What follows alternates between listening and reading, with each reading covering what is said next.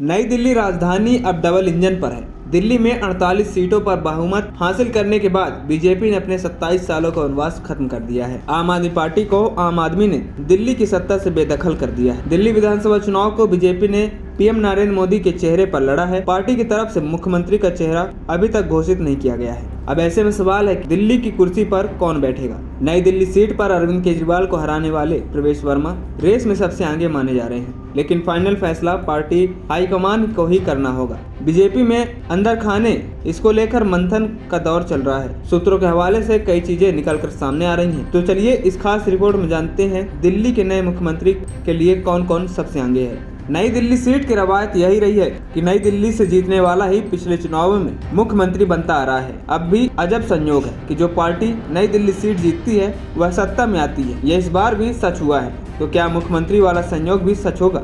प्रवेश वर्मा वैसे रेस में सबसे आगे माने जा रहे हैं। ऐसे में कोई हैरानी की बात नहीं होगी अगर उन्हें मुख्यमंत्री पद के लिए चुना जाता है। हालांकि प्रवेश वर्मा से जब पूछा गया कि वह मुख्यमंत्री के रूप में देखते हैं तो उन्होंने कहा कि भाजपा के मुख्यमंत्री का चयन विधायक दल और नेता नेतृत्व करेंगे। आपको पता चल जाएगा कि वह पद किसे मिलेगा। प्रवेश वर्मा की बात सही भी है और राजस्थान, हरियाणा और मध्य प्रदेश के उदाहरण हमारे सामने भी हैं। वहीं 2024 के लोकसभा चुनाव में बीजेपी ने दिल्ली की सभी 7 सीटें जीती थी। ऐसे में सवाल यह भी है कि क्या इन 7 सांसदों में भी किसी को दिल्ली की कमान सौंपी जा सकती है। बीजेपी की दिल्ली से 7 सांसद हैं। प्रवीण खंडेलवाल चांदनी चौक, मनोज तिवारी उत्तर पूर्वी दिल्ली, हर्ष मल्होत्रा पूर्वी दिल्ली, बांसुरी स्वराज नई दिल्ली, योगेंद्र चंदोलिया उत्तर पश्चिमी दिल्ली, कमलजीत सहरावत पश्चिमी दिल्ली और रामवीर सिंह बिधुरी दक्षिण दिल्ली। इसमें मनोज तिवारी मुख्यमंत्री की रेस में नजर आते हैं। मनोज तिवारी ने कभी इस बात से इनकार नहीं किया कि वह दिल्ली मुख्यमंत्री पद की रेस में कभी नहीं है। अटकलें इस तरह की भी है कि क्या बीजेपी किसी महिला को मुख्यमंत्री की कुर्सी सौंपेगी। ऐसे में सवाल यह भी है कि अगर